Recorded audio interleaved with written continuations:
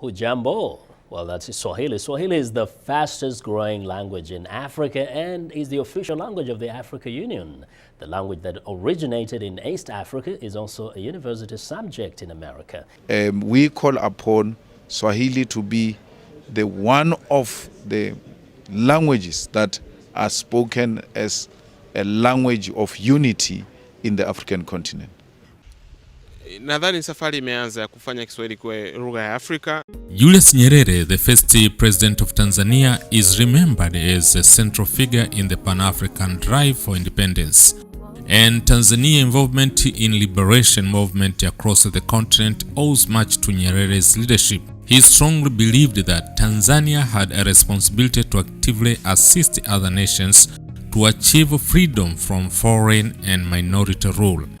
As South Africans and the world prepare for what would have been former ANC President Oliver Tambo's 100th birthday, many have shared memories about this African giant. Tambo's leadership and legacy is also celebrated on the African continent, where he spent time in many countries, including Tanzania.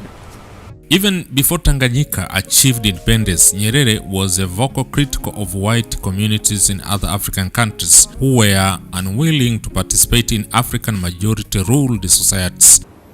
President Jakaya Kikwete, the President of Tanzania, as you all will remember, our movement had a home in Tanzania during the tough and dark days of our struggle.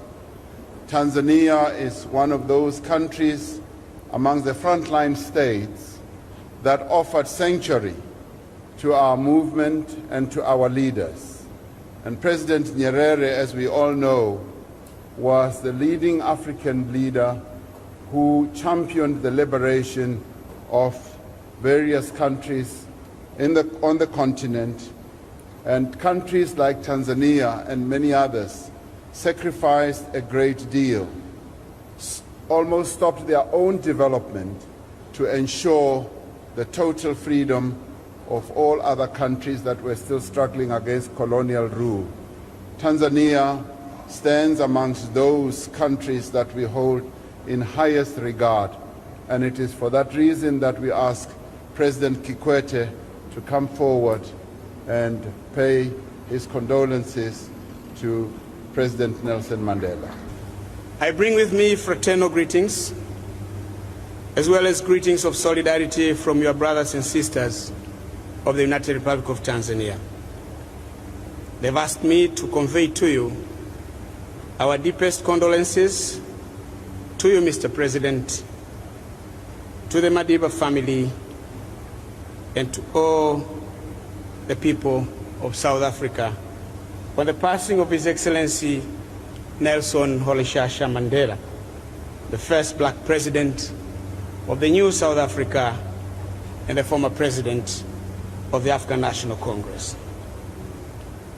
The people of Tanzania have lost a great friend. The people of Tanzania have lost a great comrade in arms. Though at first President Nyerere had some reservations or hesitations in his discussions with Madiba about when and how to initiate the armed struggle, he accepted Madiba's request and provided members of the MK both permission to live in Tanzania and places to train. I'm sure the ANC and MK veterans gathered here, to them names like Kongwa, Mgagao, Morogoro, Mazimbu,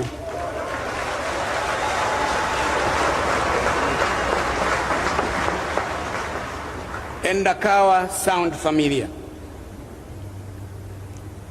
But also Mwalimu was instrumental in mobilizing regional and international support for training and arming the combatants. Indeed, this applied to all other liberation movements, the PAC, MPLA, SWAPO, ZANU, ZAPU, and FRELIMO,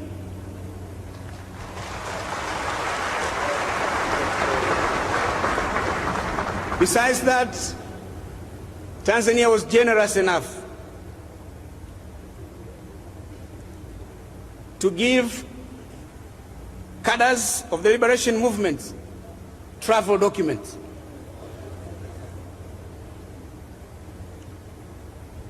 Passports and all that what is needed. And when necessary, some of them assumed Tanzanian names.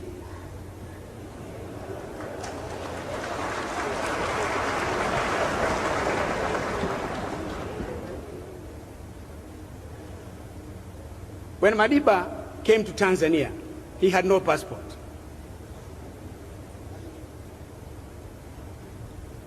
But from Tanzania, he was going to Lagos, to Accra, then Lagos, and Addis Ababa. He was given a Tanzanian travel document.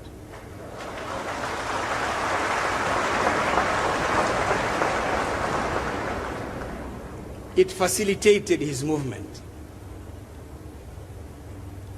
And I know a number of you use Tanzanian travel documents. I don't know if Tabo returned his.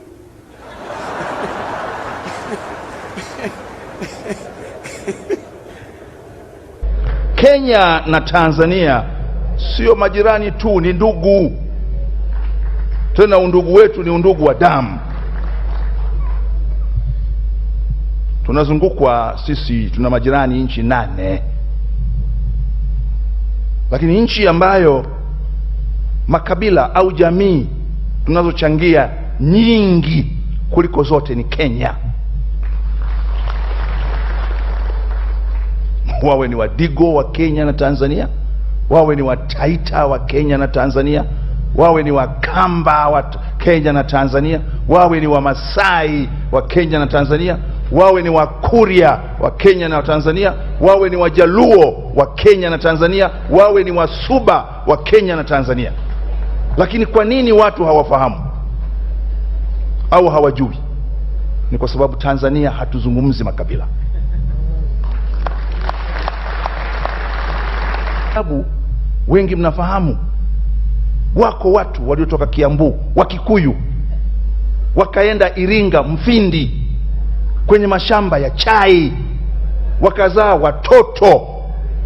Na hao watoto, mmoja wao alikuwa ni Joseph James Mungai, ambaye mwaka 1972 Mwalimu Julius Kambarage Nyerere alimteua kuwa waziri wa kilimo akiwa na umri wa miaka 29, at the age of 29. Tena alimchagua akiwa nje ya nchi, akiwa Canada, anafanya masomo ya uzamili, yani postgraduate studies.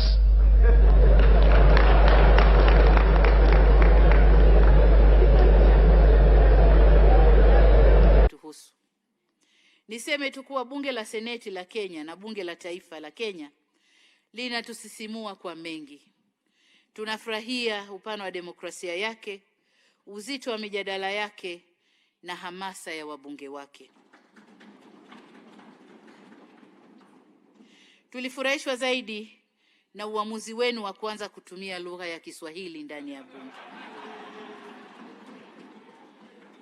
Na ndicho kinachonifanya mimi nisikilize bunge la Kenya na enjoy kile Kiswahili kile.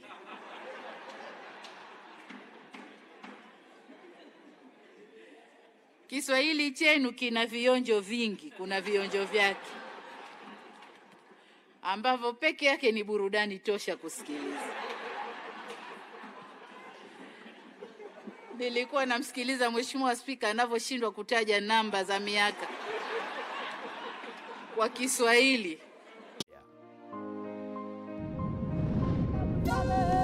Within the Ngorongoro, you will meet with happy, strong, and cultural people, the Maasai.